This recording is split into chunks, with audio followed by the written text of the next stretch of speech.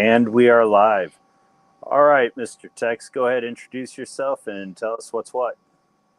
Hello, my name is Tex Harrison. I am a internet personality of some kind and cattleman. Indeed, and that's going to be our big focus tonight is cattle and general agriculture.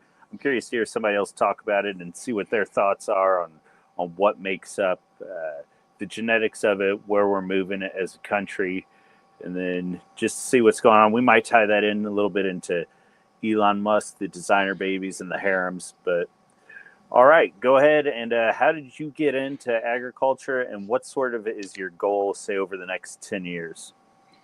Right, so I will admit to being pretty new to it. We've owned 38 acres of basically raw land for about a year now. We've been leasing it out for about 6 months. And cattle company runs about 5 cows on us, and we just had a calf born a couple of weeks ago. Very good, very good. Now, the cattle company, is that something, do you go looking for them, or do they look at land leases? Excuse me, do they look at, say, the PVA office or whatever the equivalent is and try to track down landowners? Right. Well, we were lucky in that we moseyed on over to the local saloon, and the saloon owner is actually an owner of a cattle company. So we got to talking. One thing led to another, and we were leasing the land. Okay. Now, you said there's about 5 cows on there. Do they end up, with it being that amount, I'm assuming they keep them there year round, or do they end up doing, what's the stocking rate out there, and do they end up shipping them throughout the year to new pasture? Um, I am not entirely sure on that end. For us, I know that those cattle are there basically all the time.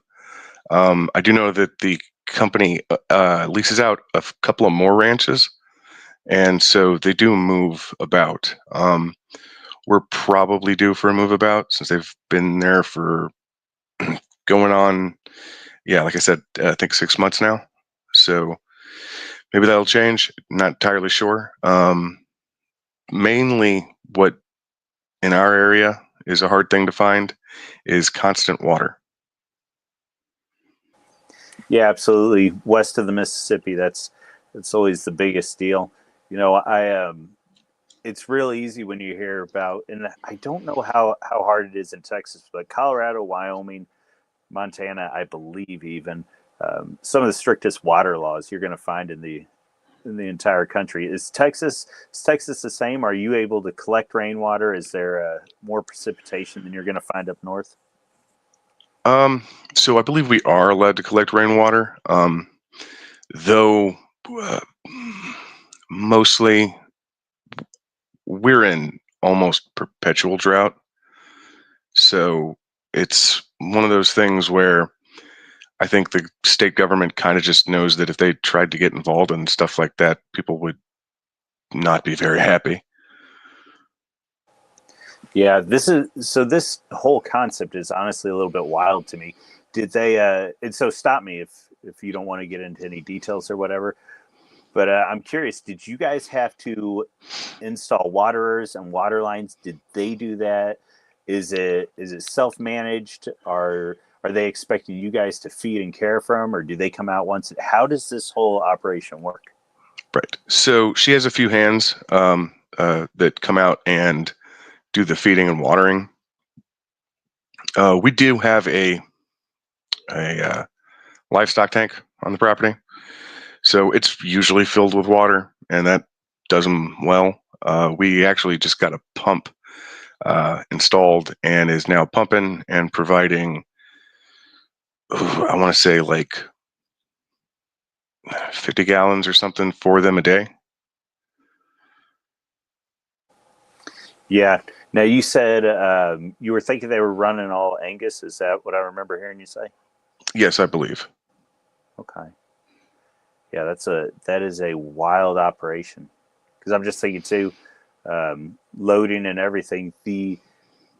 from my perspective, if I was to do that, it would have to be nearly a diamond in the rough, at least in the area I'm living, because most of the folks out here who have any sort of land, they run cattle, but then they all have their own quirks over what fencing they're using or what you have to look out for or how they're managing it. So yeah, it's an interesting operation they got going. Yeah. No, go ahead. Well, now is cattle where you expect to stay? Is it as you keep going through life, do you plan on jumping into agriculture in a primary way at some point? Yes, eventually I do intend to make it hopefully a primary income. I am under the impression that that's slightly difficult, but that's the plan. I do expect to expand to other things. We're actually in the middle of wine country where we are, so I wouldn't be adverse to getting into something like that. Yeah, it's actually funny you say that. Where I'm at, we've had at least two vineyards open up. Now, one of them collapsed is a strong way to put it. Basically, the juice wasn't worth, or I guess the wine wasn't worth the press eventually. But there were some labor issues going with that. But then the other one, I believe, has done pretty well. And so, just like you saw the craft beer market and the craft brewery sort of start exploding a couple decades ago, it seems like wine is starting to blow up. Yes, definitely. And in Texas, it is a concerted effort. It's, I believe, the state's funding it in a lot of cases. So it's just going to get bigger. No kidding. Now, what is Texas? Or well, I guess Texas is the size of four normal sized states. Is Texas beer country? Is it liquor country? Is it wine country? Is it all of them? Um, Honestly, it's yeah, it is all of them. It's dependent on the people you're spending time with, really. Okay, because now German Texas is more central and northern, or do I have that wrong? Yes, it's Central Texas is generally where the Germans are. It's where I am. Uh, and yeah, that's going to be mostly beer. Um, the wine thing, honestly, it's just because it's really, really good land for it. And I imagine there'll probably be some falling back on some old German wine traditions, but who knows? Yeah. Now East Texas that's primarily Scots Irish country. Or tell me, has it all changed post COVID? Has it all changed since the millennium, or what is Texas in your impression anymore? Who? Well, we are in some sort of a transition, possibly. Um, I mean, when I was born, my town had maybe, I want to say, like 500,000 people in it. And in my lifetime, I saw it come up to, I think we're at about 3 million now. So my town's been completely changed. It went from pretty much all American town to uh, very Latin.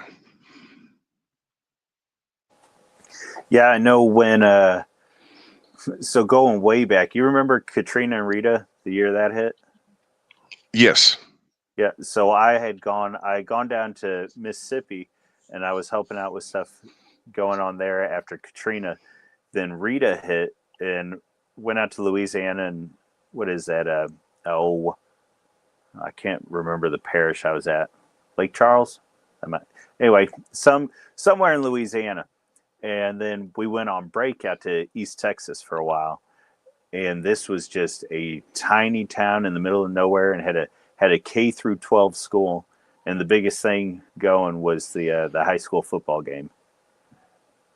Yeah.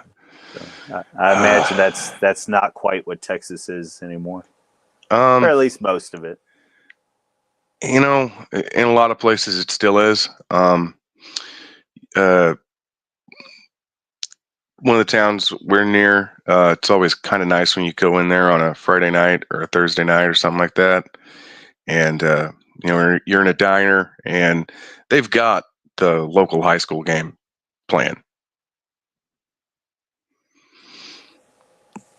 Yeah, because that for a while there, I mean, that was the idea was that the Texas high school football culture was unbelievable. It was as big to some degree as TCU and college culture. Oh yeah, definitely. When I was in school, that was uh, one of the biggest things. I mean, those guys were little town celebrities, honestly. I don't want to say any names, so I'll be quiet. Fair enough. I know. So I came from a town that was radically smaller than yours. I think when I graduated, there was maybe 40,000 in the entire county, but I couldn't tell you. I could not tell you a quarterback from any of the high schools. Yeah, that's still definitely a thing in Texas where you know they're interviewing those kids all the time, even still today. I don't want to say any names, but I unfortunately do know who most of the quarterbacks in my town are. Oh, even still. Yes. All right, fair enough. Now, was that here's something digging into a Tex deep lore? Were you playing football back when? No, no. I did not play football. Many people tried to get me to. I was very stubborn and too obsessed with trying to do RTC and things like that. Oh, no kidding. All right, Yeah. very good, very good. Yep. Now ROTC, that's something I never messed with. I probably should have, given given the way I went post high school, but it's fine. So yeah, did you ever end up capitalizing on that? Did you end up jumping into the Air Force or Marines or anything? No, I got sick just out of high school with something that disqualified me for service. So I didn't even think about it until I was a lot older, and then I found out that apparently that was something people lied about. Lying to get into the military. I can't even imagine. No, I'm Goes just. against my principles. Oh yeah, for sure. You go and read about the guys from Vietnam and World War II and whatnot, and it's interesting that a lot of them would come down to that dilemma of saying like, well, should I lie to serve my country, or should I just keep my integrity? What there we go. What has more integrity, lying to serve the country or being honest? So,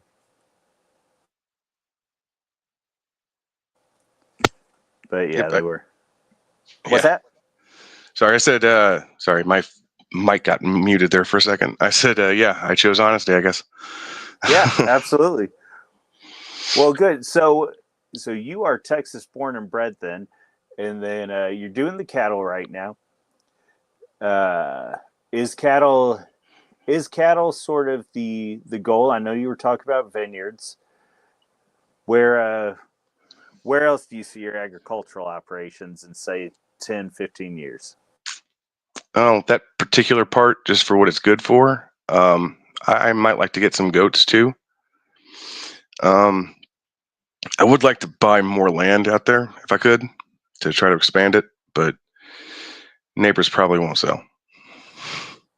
Yeah, fair enough. That's always I feel like that's especially first generation farming just jumping into it. Well, frankly, probably even up until second and third generation. The hardest part is getting more land, especially making it contiguous. Yes, yes. Yep, but it'll be interesting. I think one of the things if we were to really get into the weeds, I think the whole idea of farming now for younger guys is that one, it's not going to be their primary source of income, at least not initially, and then two, they're just going to have to suck it up and turn into a retail outlet on their property. I don't know how else they're going to do it. Yeah, probably. I mean, if you're lucky enough to have a small town nearby that you could probably do farmers market type stuff, that would be helpful. But yeah, there's a pretty good chance you're probably going to have to build your own shack. Yeah, that's what I've been doing this past year. It's a belt, or excuse me, bought the shell, just one of those Amish built flop houses. I don't even know what you'd call it, but then just finishing out on the inside, putting cedar up and getting it shoppable. But Very nice. yeah, it's been working out well, and do a fair amount of business. But my goodness, it's a thing. And then excuse me, yeah, I ended up having a cough. But no, thinking that, man, I hate retail. I hate just it's the daggum farm. I don't want people coming up on the property, but that's all right. I've been fortunate enough to avoid retail work, so I wouldn't know, but it seems absolutely just boring. Yeah, yeah. Well, it is in retrospect now. I guess I'm grateful that I had it because of everybody that comes up on the property. But dadgum, I thought I was done with it there for a minute, but just keeps chasing me. But that'll be fine. I'm grateful for the cells, and one day I'll end up having enough acreage and producing enough that I could just take the critters to auction twice a year and wipe my hands. So we'll see. That's the goal, anyways. Yep. Yeah. Now, what's the auction culture out in Texas like? Do you guys primarily where I'm at in the country? Auctions are huge. That's basically where you're going to. If you're at scale, you're selling at auction, and if you are starting out, you're going to wind up at an auction, either for equipment or for critters. You might do a lot of private sales as well, but you're going to wind up at auction at some points. Is it like that out in Texas, or is it almost all private sales? Yes, auctioning is it's very big here. I suspect probably just because of tradition. Cattle's cattle's been big business here for, well, ever. And yeah, I mean, just about every small town you come across has got some sort of stockyard or something like that for that kind of stuff. So I personally haven't been to one yet. I do intend to. But yeah, uh, my experience right now is trying to negotiate a purchase of a calf from the cattle company. So that would be a private purchase. Yeah, definitely. Now, for folks listen, I'll tell you that private purchases, if done with the right person, are going to cost a little bit more, but potentially you're going to come out with a much better product, so to speak. But then there's deals to be had at auction, and if I could give you a gentle recommendation there, Tex, go to no joke somewhere 3, 4, 5 different auctions before you ever start bidding. Got it. Yeah, the Actually got a notepad, so I will note that down. yeah, that's one of those things that I've gotten. And I would also say, don't get too strung up when you get burnt. You're gonna get burnt at least a few times, but and that's been everything from me overpaying to me. And what I mean by overpaying is spending 3/4 on a chainsaw when I should just saved that last quarter and gone to the shop and bought it new, gotten the warranty with it.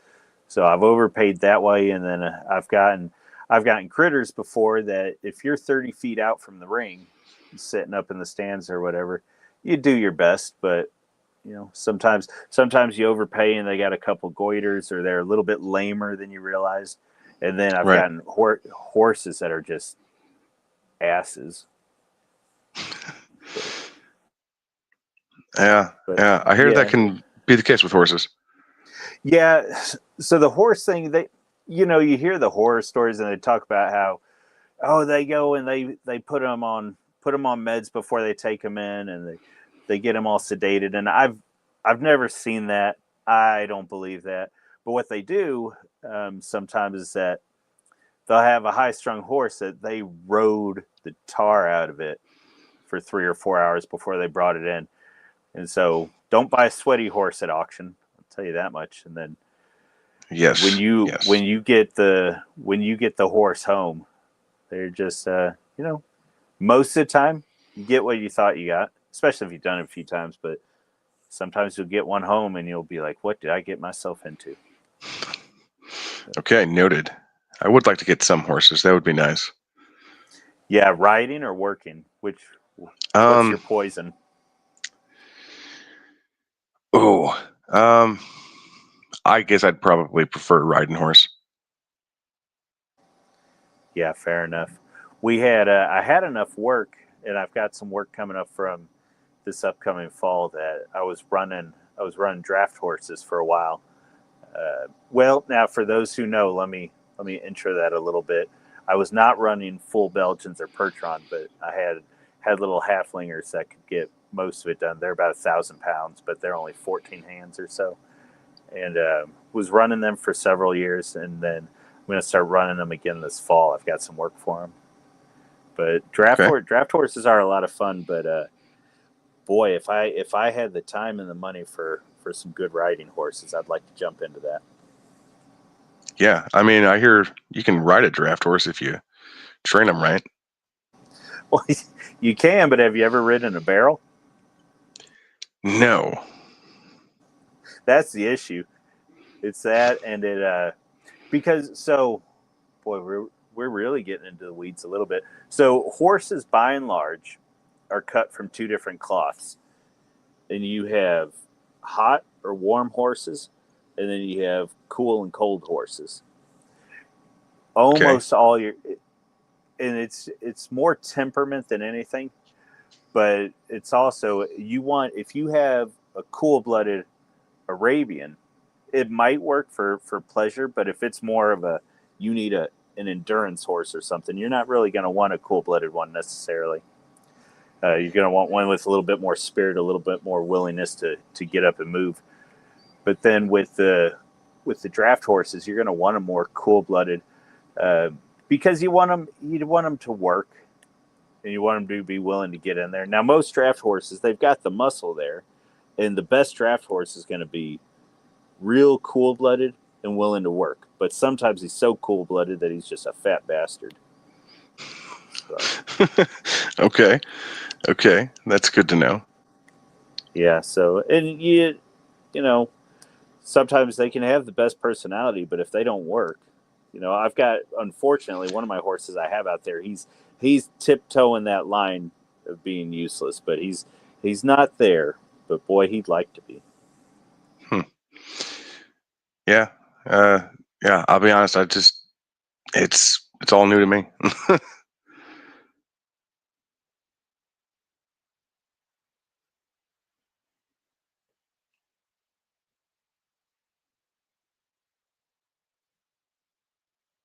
No.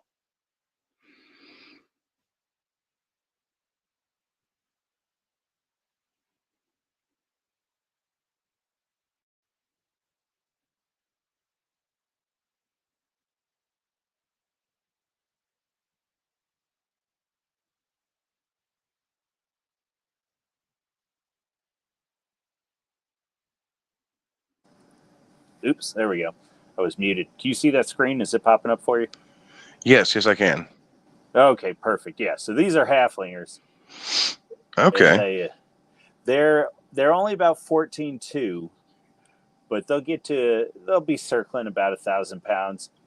This is a pretty good looking boy right here. Uh, what happens is these guys are actually out of Austria, and they were made to be a finer boned ladies' horse. World War I came around, and our guys were over there and said, "Boy, we like these horses. We think we might be able to do something with them." So then they said, "Hey, can you send us some of them after the war?" And the Austrians were like, "Yeah, whatever." And so they kind of sent us their duds. Well, what their duds were these draftier, chunkier looking fellas, and we were Okay. like, "Oh yeah, we could do something with that." So now the American halflinger sort of comes in two body styles, and you'll see the thinner, the finer boned one, and that's sort of it's the new style in America, but it's more the style that the Austrians were actually breeding for. Right. And then the American halflingers are usually a lot chunkier and a lot draftier. But Okay. yeah, you get onto these guys and it's like riding a barrel unless you have the trimmer ladies horse type. Okay. See, I did not know that. Yeah, there's probably I get I would expect there's some halflingers out in Texas. I think the biggest group of halflingers are out in Ohio, but that's partially because of Amish country. That would make sense. We do have some Amish out here, but Yeah. not enough to call it country. Oh yeah, it's pretty wild in Ohio. I've been out there a few times, and they're everywhere depending on where you're going. I've been up to Iowa a couple times, and I've been into their areas up there. It's pretty nice. Yeah, well, good. But so, what are your? I know we had talked about maybe jumping into Elon a little bit. What are your thoughts on agriculture in general and sort of where we've been going the past? Honestly, since World War II, do you have any strong feelings on all that? Other than the turning away from family farms, I don't know much. I growing up uh, around Iowans, I heard a lot about you know families that had farms for I guess at that time about 100 years, things like that, that got bought up, sold off, and are now just fields. So houses torn down, the whole thing, and that's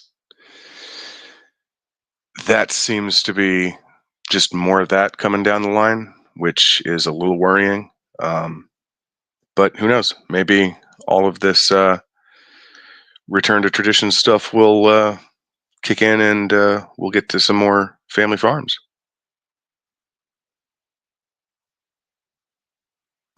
Yeah, it'll be interesting to see if something like that happens. I think a big part of it too is we've become so specialized. You know, your average row cropper grows one crop, Yeah. and so Yes. I think the only way that anybody's going to make it trying to start a first generation farm or keep a real small farm going is going to be like you were talking about earlier, diversifying in there and having multiple products, so to speak, on their farm. Yeah, and that's I guess that's the plan for the property. Try to make something that hopefully it makes money, but Yeah, I know from my perspective, as long as the farm is paying for itself and then some, give you a little bit of money for projects, you're doing a pretty good job. Because I think that's the big dirty secret, so to speak, is that you're not going to start a farm and it be paying you an income. Probably, if you do it within the first 6 years, I think, man, you are on top of it. You need to bottle that and start selling it. right. Historically, also that wasn't really the case, was it? Guys were doing all kinds of things and little side jobs, the like to supplement Yep, their income. and that's a great point. That's a great point. The and that is the one thing too. I mean, shoot, if I could convince people to start homesteading, which has its own problems just because of internet culture, but to Hmm. start a legitimate homestead and do that and make it worth their while. And so when I'm talking about the farm paying for itself. I even think, whatever money you're saving by raising your own beef, shoot, that counts. That counts as a paycheck, so to speak. If you could produce your beef for $4 a pound rather than buying it for $7 a pound for ground beef, that's a big thing. Let alone getting into your steaks and brisket, whatever. Damn right. Yep. Now, so that's actually an interesting point on your cattle contract. Do you get to keep any of? Well, I guess if they're running cows, you wouldn't. But I guess what I'm trying to figure out is if you get some sort of beef out of the whole thing, either on discount or or are they going to get pissy if you tried to put out one of your own steers or whatever? Right. I believe our deal is for 1 cow a year. So yeah, we get some beef every year. Oh, that's We haven't awesome. gotten it yet. Yeah. We haven't gotten it yet, but it's coming. Oh yeah, that's huge. I know. I ended up. I had thought I had one Jersey cow out here, and last time I had her covered, she ended up throwing a calf, and it ended up dying within a week. And then this last time I tried to AI her, and she didn't take on that one.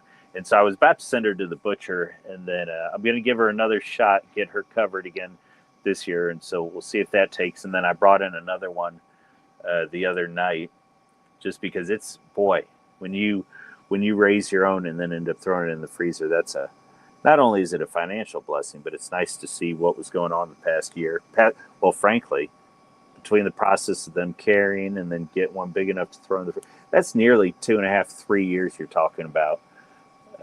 In that process, you get to see all that and get put it into your freezer, and it just tastes that much better. Absolutely. It's that nice feeling of success. Yeah. Well, I'll tell you too, AI is an interesting segue though, because that can sort of get us into everything going on with the whole billionaire class now, breeding their special babies and jumping into all that. So what's your thoughts on, there was a little bit of a hubbub this week on who was it? It wasn't just Musk. Let me see if I can get this up there. I noticed it because Uber Boyo was posting stuff. I like following him, seeing some of the stuff he posts. But he did a little mini thread there on Theo and all them, and just the creative babies and these harems, these designer harems that they're creating. Well, and that was part of it too. Ashley St. Clair and all that nonsense. What are your thoughts on some of that? Well, as if the topic wasn't broad enough. Yes. First of all, I don't really understand the point of in vitro fertilization harems. That kind of eliminates the whole fun part of a harem. Okay, so that's an interesting point. Yeah. I mean, pragmatically, why would you keep the woman around if she wasn't the mother of / bearing your children? Yeah, it's very strange. As for it, kind of in general, designer babies,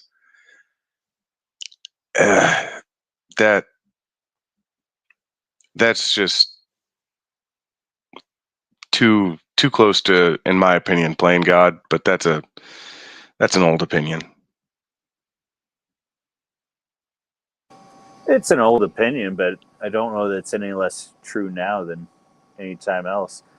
I think the interesting thing, though, and I think Boyle might be scratching on this a little bit, is just that this stuff, not only is this stuff coming, but it's here. And what does it mean when the billionaire class is how would you even describe it? Is selecting all their genetics and is building towards a certain equation that the rest of humanity is unable to touch. Well, honestly, I, any long-term solution on that, or I guess, how can I say that?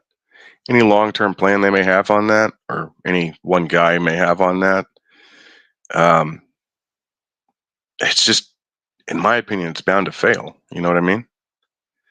They're not going to be able to breed some sort of, you know, master elite class, mostly because most of them don't have the skills necessary to maintain it to begin with. So the pool's just not good. Yeah, and that's an interesting point. That's actually that's my frustration with Angus cattle is that, you know, this is sort of what I was hitting on there on Twitter and on X for a moment was we've been doing this for, oh man, this, okay, if you want to have your loosest definition, we've been doing this for millennia, where we've been taking vegetables and we've been churning those out to something that's more of what we want. Same thing with animals. We've been doing that.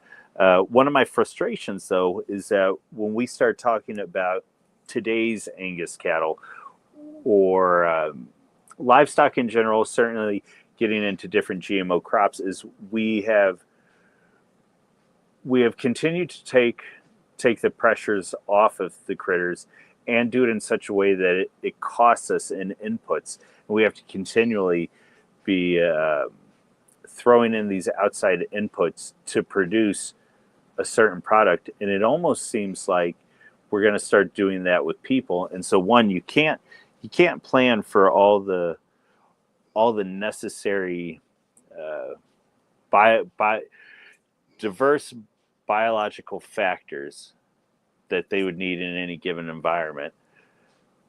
And so, one, you can't plan for that, and two, I know that these people are going to be jumping into biological areas that aren't going to pay off in the way they expect to. And so, sort of like Boyo was writing over here, the idea that a sickly couple is going to create a 200 IQ child, which that's fine. You have that. One, how is that IQ going to help you in general? And then two, are you going to start trying to bend the world around your own deficiencies? Right. I mean, those are, yeah. The only option I could think of is they have to bend it around their deficiencies, and that's just not going to work. Right. Well, and that's the, I beat up on Angus a lot because they're an easy target. But the Angus nowadays, by and large, there's still some awesome breeders out there. There are, but what is going to happen is when you find the Angus, I don't think it happens so much in Herefords, but I'm a little bit less familiar with them. But between Angus, Charolais, Hereford, and the big popular breeds, you'll have some of the traditional breeders that aren't dependent so much on the different vaccinations or even the AI route, the artificial insemination. And so the cattle they produce, they end up getting docked at the auction and at private sales because what they're producing is naturally, say, maybe 2/3 the size or 3/4 the size of what the guys with the off-farm inputs are doing. And so it's interesting to see how even body conformation and the composition of the animals are changing because the market wants an unnatural animal to some degree. And actually, let me stop there. Let me let you roll for a minute.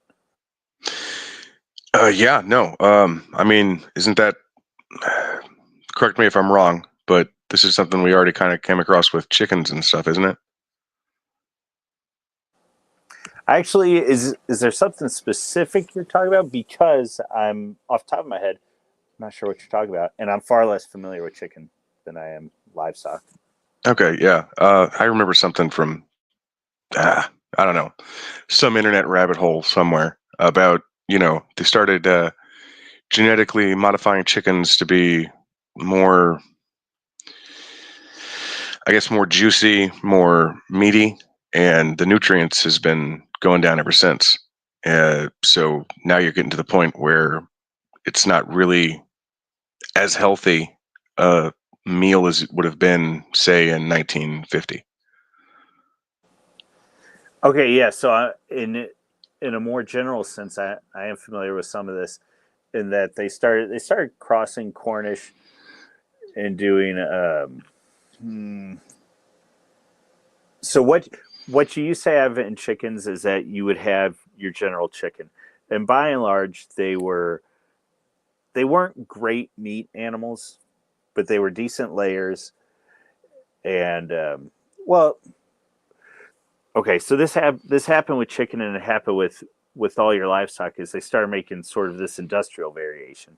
The industrial variation grew much quicker, like much quicker. And some of the hogs you get into, industrial variants are going to get to cutting size, or to butcher size rather, 5, 6, 7 months tops. And then Wow. on some, oh yeah, and then on some of your traditional ones, 18 months to get them to that same weight and size. And so that happened both through off-farm inputs and through different management styles. And so whereas it used to be that animals, including pigs, would end up grazing and free ranging, they started giving them a lot more corn and grain, and then they just kept tweaking and specializing that. The problem being that as they were decreasing that time that it took to raise the animal out, a lot of times they were also decreasing parasite resistance and general health of the animal. For example, with the chickens, you can raise out Cornish crosses, which are going to end up being roughly 2 times the size, especially the meat components of your traditional chicken. But if you keep raising a Cornish cross past 10, 11 weeks, your birds are just going to start dying in the field, because the components that they were originally drawing from, body wise, organs and size and whatever, they get too big, and their hearts give out is the issue. Okay. Okay. And so as we continue trying to specialize for efficiency, we were giving up parasite resistance, we were giving up general health, we were giving up longevity to some degree, and some of them we were giving up what am I thinking? They're not fertility rate, but their ability to continue to procreate. Right. Right. Naturally, I suppose. Right. Oh yeah, yeah. And so I mean, a big one would be like horses. As we started shoeing horses, we gave less care to horse hooves, because we could just depend on the shoe to cover up a multitude of sins, so to speak. Okay. And yeah, I mean, hell, the implications of that on humanity are horrible. Yeah, and I mean, to some degree, it's we do get that in say having children in a place that has running water and electricity versus having a child out in the field. Naturally, people weren't stupid, so naturally Finns and Inuits are going to be they're going to be getting pregnant to have their children in late spring and summer. Right. And so when we bring in HVAC and artificial lighting and all that, yeah, that changes us up a little bit, but not nearly to the degree of microplastics and all the big nasties post industrial revolution. Right. Hmm. But yeah, it's been interesting to me to see over the past couple of years what's going on with the billionaire class, and even it's even seeping down into the millionaire class now, and how they are designing their children, and how they're designing their family units, which they're not only are their children looking more and more manufactured, but their family units are looking less and less like a family. Yes, yes. Especially that what's that friggin' vampire dude? Sucks his son's blood or whatever. What? I have no idea who you're talking about. Oh, that guy that wants to live forever. So sucking blood and children, like, is this a tribe member? Is this? No, he's yeah, what's his name? Mike something or other. He's all over Twitter. I have no idea. I guess he doesn't suck his blood really, but like he uses his blood in like some kind of transfusion or something like that. What? No, I didn't Yeah. know anything about this. Oh yeah, this guy's like absolute nut job. I only ever see brief glimpses of it just because honestly I try to avoid that kind of weird stuff. But yeah, every time I hear something about him, it's just this, if I shouldn't say that. That might be a little bit too Fed posty.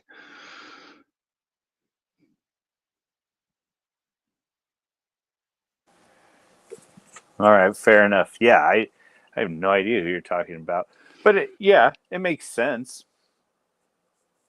We live in such a sanitized world, and we have so much medical. Let me figure out how to say this in the least gross way possible. We live in such a clean and sanitized world, and we have so many medical options around us that we're able to engage safely on a biological level in the most degenerate actions. Yes. And so we sort of sacrifice our soul on libertine ideas because we can do them now safely. There were just things, even 100 years ago that you couldn't safely do. So Right. does that all make sense? I'm trying not to get into the gross Yeah. realities of what it is I'm saying. Yeah. No, I totally get what you're saying. Yep. Yeah. Oh, wild. Yeah. And yeah, I mean, I guess it's one thing for your scandal, for your bastard child scandal to be, an honest bastard child scandal. It's another thing when it's an IVF kid. Oh yeah, it's wild. And to think that we could get to the point where even the IVF kid, I mean, what do they take from you? The hair color, maybe the skeletal structure, but if we can really start gene editing to the point where we can look at ourselves and say, "Here's everything I went through. Let's make sure that they don't suffer any of that." Right. That's getting into funny places because going back to animals, if you have in I mean, this is just the bitch of it. I don't know how else to describe it. But if you've got a cow who is throwing intersex calves, not only are you going to call the calves, but you're going to call the cow. Right. Because It's, yeah, if it's a bad if it's bad a cow. if it's a poor platform to begin with, why are you going to try and build on it? And I recognize that's kind of rough, and I'm not saying that Right. people. Well, and I guess the major fear with all that is that then does transfer over into the way that people view each other. Yeah, well, and it is, if what I'm saying is eugenics, that's the negative side of eugenics, and and I don't mean negative and actually the bad. I just mean it's optically negative, and Elon and the rest of them are engaging in something that's positively negative. It's actively Yes. it's actively engaging in something that is negative. So Yes. I don't know. we will see. But I think the the precedent has already been set, and we're seeing it in the way, like you were talking about earlier, in the chickens that are incapable of living past 12 weeks old, or in the sheep and the hogs and the beef that pick up parasites routinely simply because they've been bred for efficiency and they've maximized the minors to some degree. Right. Yeah. So we can also just get into the economics of it. I mean, the economics of animals are or of livestock are screwed at the moment, and Well, the yeah. economics of I so completely normie experience watching Clarkson's farm. That getting into agriculture, that was eye opening. The sheer amount of outside expertise, quotation marks, that he needed to have was insane. there is nothing normie about what you just said. That show, oh my goodness, thank you for bringing that up. If I could tell anybody to like jump into something and see what it means to try and start a farm, like better than any YouTube is getting better, but for years YouTube was just this pretty picture of, oh, you could just go start a farm and everything will go great. And Right. yeah, Clarkson just dug in and it was like, oh, this sucks. Right. Like I want to do it, but this sucks. Yeah, I mean, fortunately, I'm in America, so like a huge chunk of the stuff isn't a problem, but still, the paying for vets and just about every other thing that he had to pay for, like that, the sheer amount of money that's going to be required to put into it to even break even it's wild. Yeah, he has done an excellent job of presenting the trials that go on of trying to get this thing off the ground. I have a trying to figure out how to describe. Well, simply, I have a lady. She's from Yorkshire, and I can't remember if is Leeds in York. I feel like Leeds is in York. I can't remember. Anyway, she's from Yorkshire, and she comes out to our farm, 4 times a year or so. And her and I were talking one day about Clarkson's farm, and she said, in the past 2 decades, Jeremy Clarkson has done more for English farmers than any council in the entire country. I believe that. Oh yeah, yeah. And this was before he was even in the city after Starmer picked up and was talk about doing the inheritance tax and all that. Right. Clark, he has been dealing with, well, like you saw, he was dealing with councils and all of that for years now. Yeah, I mean, that was insanely eye opening, and good to know that I don't have to deal with as much, but it's still going to be a lot. Yeah, it's shocking to me too. I don't know where that uh, where that mentality in Europe comes from of sort of not anti-agriculture, but almost an ignorance to agriculture. Like it boggles my mind because England is so small, relatively speaking. Germany is so small, again, relatively speaking. You would think that the whole idea of agriculture would be right up in their face, but they're seemingly, if there is an agricultural culture out there, it is not near to the extent of, say, Russia and the U.S. Yeah. I mean, there's also the very real possibility that honestly, the people in charge know full well what they're doing, and they just, you know, they're malicious. Yes, yes, this is true. Oh, that's so dark. Horribly dark, but Yeah. terrifyingly, seemingly true. Yeah, yeah. Well, and there is even from the outside looking in. I mean, you can see some of that historical culture there. The idea that the Welshmen were all about sheep, and the most of our cattle come from from the UK, from Ireland, and then from and Scotland, I thought.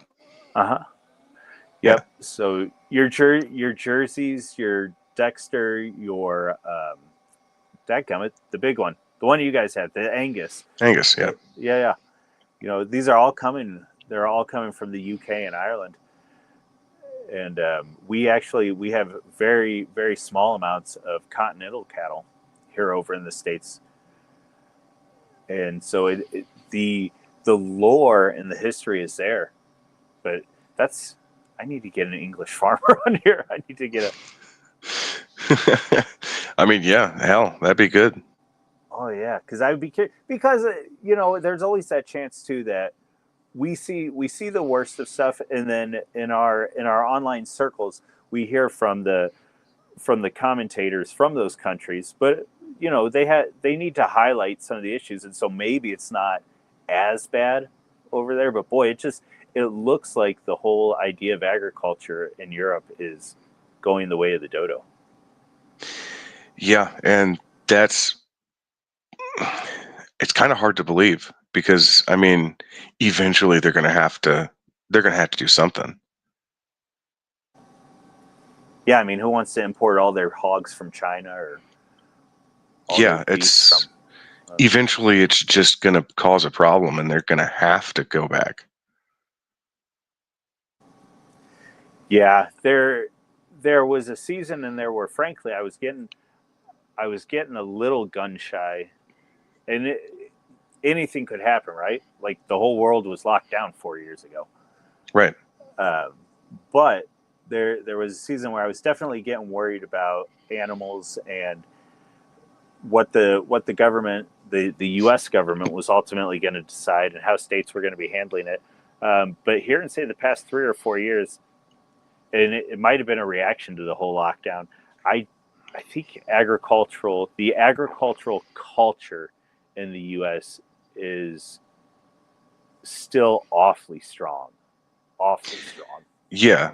I suspect it's probably because there's still enough people that can look back and say, well, yeah, Grandpa was a farmer. Grandpa had a ranch. Grandpa did something. And so there's not that much of a distance where I imagine in Europe, there's a lot more of that. There's just tons of people who've never been involved in that industry. Yeah, it's interesting. I wonder if that's. I don't know. I need to get somebody on here, and I need to talk to them because yeah, I wonder if how you and I are perceiving things is true, because that what you're saying makes sense, but then on the other hand too, it's like uh, the sort of the picture I have too is that there was there were homesteads and there were small farms in Europe for a longer season than there was the U.S. And so I don't know. I'd be curious to dig into that, but potentially that's true too, and that the maybe there were small farms in Europe longer, but that's the reason why America is going through a renaissance with smaller land holdings right now. I don't know. That's a very good point. I made a pretty good point. You do that on occasion. Thank you. So do you. Yeah, I hang out. I be a bit of a reply guy, and then every once in a while I pull a Jesse Lee Peterson, and I have a good bone that I just won't let go of. And that's the way to do it. Yep. Well, very good. So, hey, question for you: where can people find you online? Do some shilling. Tell us about yourself and what they can do. All right. Well, you can follow me at Tex the Wig, which is my handle, or Tex Harrison. You'll see me. I look exactly like I do here. I do readings occasionally. So if you want to listen to that on Twitter, you can do that. I will be doing a reading from the Shepherd of Hermas this Saturday, actually. Very good. Now, is that deuterocanonical? Yes, that is in no way scriptural. It is a very old book that early Christians read, and I believe a couple of church fathers erroneously claimed was canon, but yeah, no, it's just good early Christian literature. Now, what is the Lutheran approach to the church fathers and to early Christian literature? We are very Because you are open. Lutheran, yes? Yes, I am a Wells Lutheran, actually. Don't hold that against me or them. And yeah, they're pretty open to, extra canonical things, especially if it's good for teaching and edification. Okay, now is Wells the Wisconsin Synod? Yes. Okay. Now, if I remember correctly, that was the those were the hardcore boys. Is that right? Yes, they are. They are the hardcore ones. Okay. Yeah, because there for a minute people wanted to say it was Missouri Synod versus Elka, but then it was like the Wisconsin guys would come in and say, no. Missouri's a bunch of heretics. Yeah. Yeah, that's I don't know if we'd be that harsh, but yeah, pretty much. Okay, fair enough. Yeah, now interesting. I don't remember when I got introduced to them, but I guess I assumed they were all in Wisconsin. Did not realize that they had them in other states. Yes, they've been. I don't know how recently it's been in other states. The one that I'm going to has been here since the 70s. Um, so they're very involved in mission work, though, and it's very good mission work.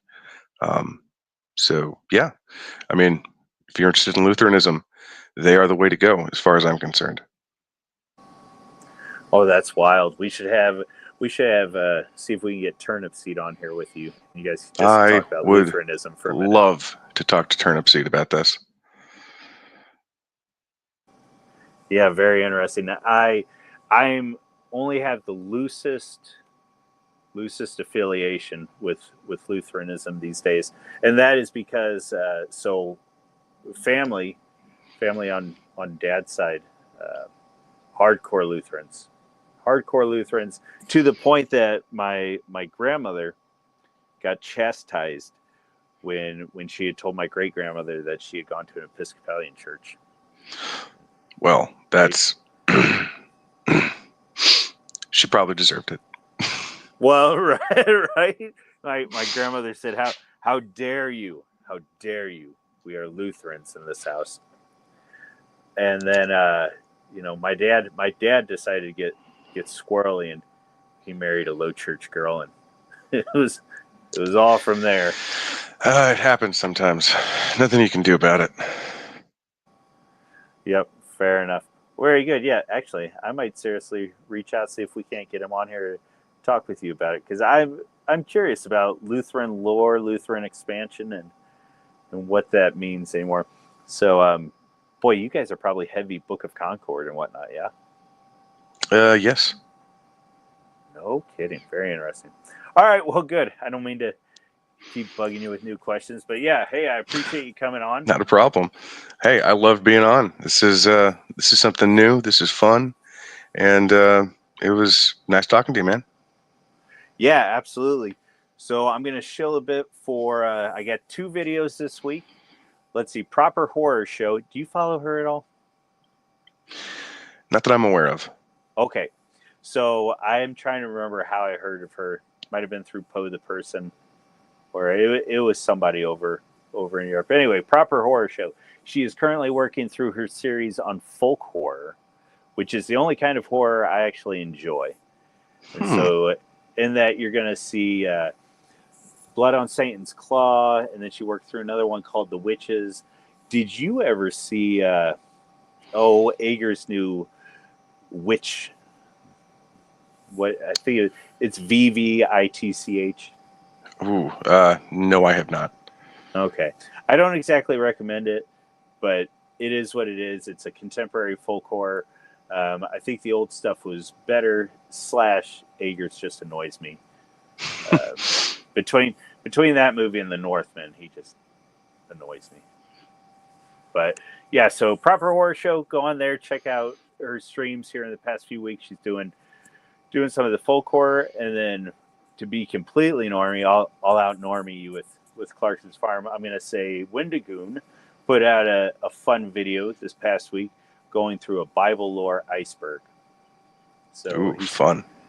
Yep, he's gonna jump in there. He's gonna I haven't gotten through the whole video yet, but he's doing everything from some angel things to a little bit sort of hit around the church fathers, and then I think he even jumped into Holy Saturday. Ooh, there's one for you. Last question of the night: what is the Lutheran approach to Holy Saturday and the harrowing of hell? I will be honest, I don't know much about Holy Saturday, but the harrowing of hell is generally not so much a harrowing as much as it is a preaching of the gospel. Sure. Now, do Lutherans, because Lutherans still hold to, okay, we're getting really sticky here. They still hold to the Nicene and Apostles' Creed, yes? Yes. Okay. So then they do recognize some sort of descending into Hades and then proclamation of the gospel. Okay. Yes. It's just my understanding that the Orthodox are a bit more sword in hand about the whole thing, and we are a bit more just preaching. Yeah, very interesting. All right, good. Well, hey, I appreciate it, and we're going to sign off, everybody. Thank you much. Have a good one. All right, cool. Good night.